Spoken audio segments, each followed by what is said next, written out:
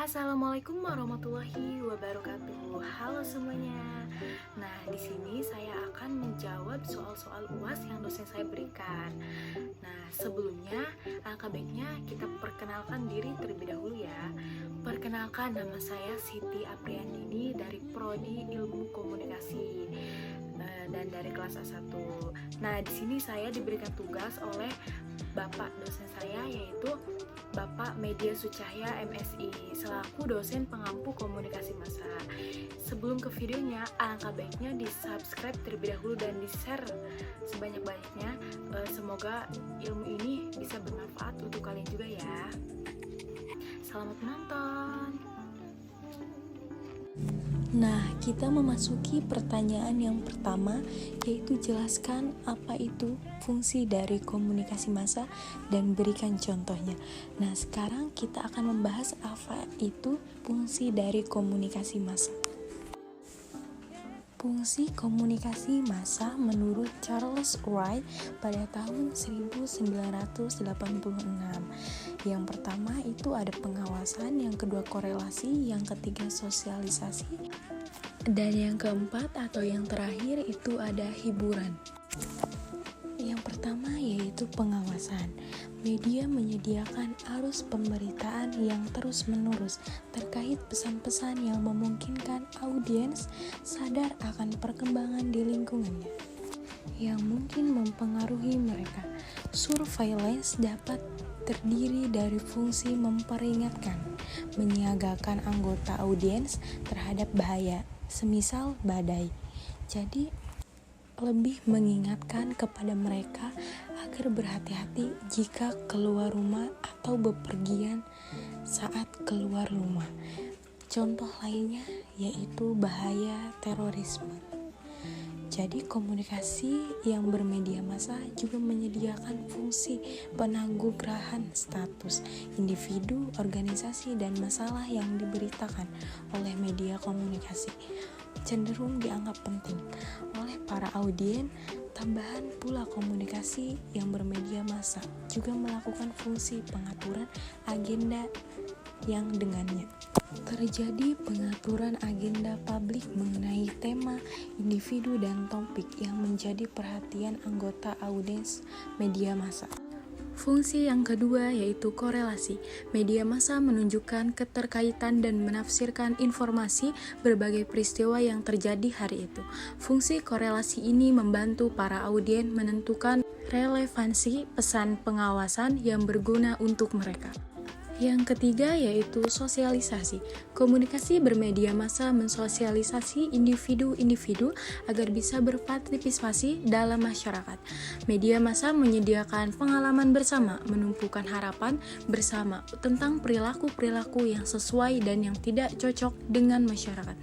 Komunikasi bermedia massa juga memainkan peran yang sentral dalam mentransmisikan warisan budaya dari generasi ke generasi.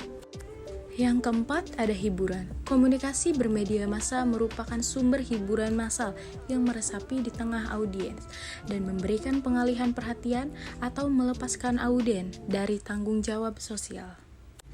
Media massa terbagi menjadi dua, yaitu media cetak dan media elektronik. Langsung saja kita ke contohnya. Nah, yang pertama ada media cetak. Di antaranya yaitu ada surat kabar, majalah, dan buku. Dan masih banyak contoh dari media cetak, seperti pamflet, brosur, poster, dan spanduk.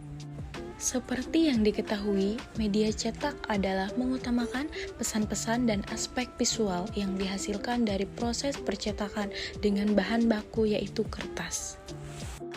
Dan untuk contoh media elektronik yaitu ada televisi dan radio, ada juga internet. Jadi, media elektronik adalah bentuk perkembangan baru media komunikasi massa melalui perangkat elektronik untuk menyebarkan berita. Kita masuk ke pertanyaan yang kedua. Carilah program berita atau program non-berita di Kompas TV, Metro TV, atau Trans TV. Pilihlah salah satu yang ditampilkan di dalam media sosial YouTube. Buatlah penjelasan adanya fenomena program TV yang ditampilkan di media sosial YouTube. Lihatlah berapa subscribe yang diraih oleh program TV tersebut dan jelaskan kenapa program TV tersebut meraih jumlah subscribe sebanyak itu. Jadi, program yang saya ambil yaitu program non-berita yang ada di acara stasiun TV yaitu Trans TV, yang nama program TV-nya yaitu Pagi-Pagi Ambyar.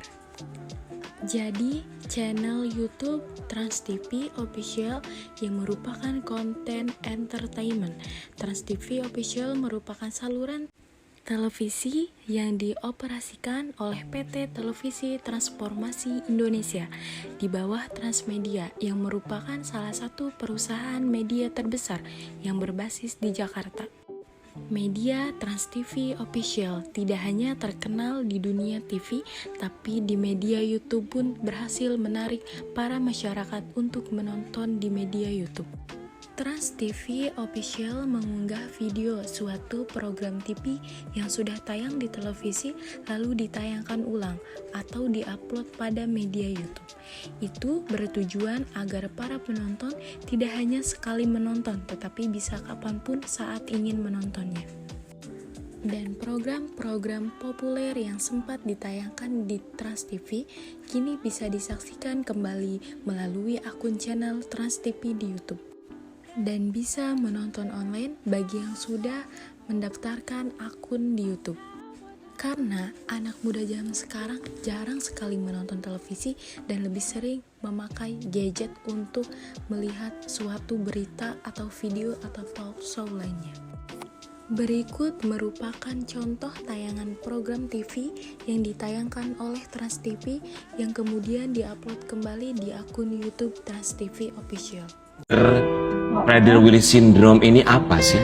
Nah, ini sebenarnya saya senang banget nih kalau diminta untuk bicara hal-hal seperti ini karena ini bagian dari awareness. Karena banyak orang-orang yang tidak mengetahui di luar sana tentang Prader-Willi syndrome ini, bahwa Allahu Akbar. Gak apa-apa. It's okay. Jadi Prader-Willi syndrome itu adalah sindrom yang tadi dikatakan 1:30.000 anak, di mana sindrom itu tidak mengenal apa itu rasa kenyang.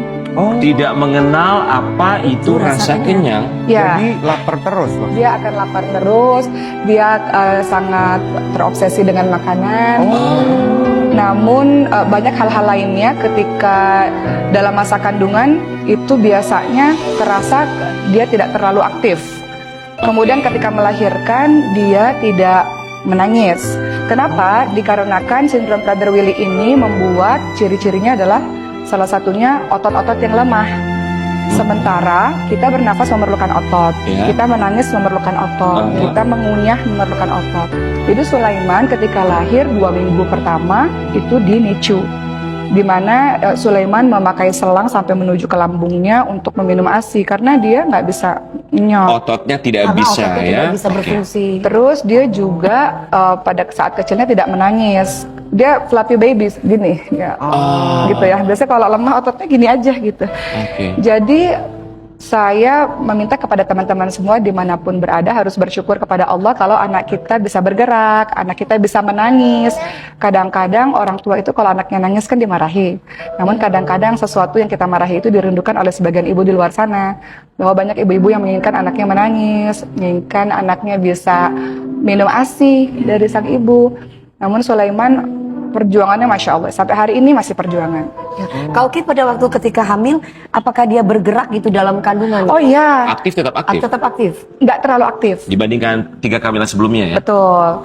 Karena itu tadi namanya hypotonia. Hypotonia itu adalah otot-otot yang lemah. Nah ketika di NICU itu, memang itu menjadi sesuatu yang tidak disangka-sangka ya. Bahwa siapa yang menyangka di antara miliaran manusia Allah pilih saya salah satunya untuk melalui hal ini. Sebagai manusia biasa, walaupun kita tahu ada ayat ini, ayat itu gitu. Iya, tapi tetap ya. Iya, manusia biasa manusiawi ada sekali. masa kita nangis. Jadi 7 hari pertama itu saya menangis, bukan menangis meratapi takdir, enggak, menangis karena ini ada apa ya, ini ada apa ya, ini Iya. ada apa ya. Wajar namanya ibu ya. Betul. Ya, Kak Oki ya. Walaupun dengan ketetapan Allah Subhanahu wa taala, tapi kita adalah manusia biasa, termasuk Nabi pun diberikan tentu saja Iya. cobaan, dan Iya. mereka pun juga manusia yang punya perasaan. Betul. Tapi Ustazah, ini akhirnya didiagnosa Prader-Willi syndrome Iya. sendiri, apakah saat mengandung sudah Sudah didiagnosa bisa atau diprediksi? berapa hari setelah kelahiran Sulaiman? Nah, Baru ketahuan. yang namanya kelainan langka ini tidak mudah untuk didapatkan atau tegak diagnosanya karena Oke. dia harus diperiksa dari ujung kepala sampai ujung kaki. Jadi ketika dia lahir dokter juga nggak tahu ini kenapa. Makanya dipanggil dokter syaraf, dokter jantung, dokter paru, dokter banyak banget. Di dokter darah, semuanya dokter ortopedi, semuanya untuk memeriksa anak ini ada apa karena ada sesuatu tentang anak ini. Singkat cerita, dari sekian banyak dokter, akhirnya darahnya Sulaiman ini dikirim ke Jerman pada saat itu. Di saat kelahiran berapa hari setelah itu? 4 bulan, intinya setelah 4 bulan itu baru tegak diagnosa setelah darah itu dikirim. Karena ada kejanggalan-kejanggalan yang kakak lihat itu ya. Iya, Berarti sebelum 4 bulan belum ketahuan, baru kirim ke Jerman darah. karena kan kirim ke Jerman itu juga butuh proses ya, butuh Oh, iya. darahnya diambil di sana, saya nggak tahu bagaimana prosesnya. Baru disitulah tegak diagnosa. Dan saya lega sekali karena kalau kita nggak tahu diagnosanya apa, kita kan bertanya-tanya anak ini Harus ada apa, gimana, ya, harus harus gimana. apa, ya. Kita nggak pernah tahu apa yang harus kita lakukan kalau nggak tahu penyakitnya atau kelainannya apa. Setelah tegak diagnosa, oke saya. Setelah tegak diagnosa, barulah kemudian saya bertanya kepada, Hai, Assalamualaikum. Barulah saya bertanya kepada dokter apakah kelainan langka ini mengancam nyawa dan apakah ada kesempatan berumur panjang. Lalu jawabannya? Ketika dokter mengatakan anak dengan Prader-Willi syndrome punya kesempatan berumur panjang dan tidak mengancam nyawa, Alhamdulillah. disitulah saya bersyukur kepada Allah dan situ saya mulai menyadari inilah hari di mana saya akan melakukan sebuah perjalanan yang seru. Karena Perjalanan bolak-balik luar ke rumah biasa, sakit. Dan hanya orang terpilih yang tentu saja bisa mendapatkan apapun Cobaan dan ujian yang seperti ketetapan ini. dari Allah. Nah, tadi adalah salah satu video yang ditayangkan oleh Trans TV Official dan diupload kembali. Kita bisa lihat sendiri dari sini Trans TV Official berhasil meraih subscriber sebanyak 16,8 juta.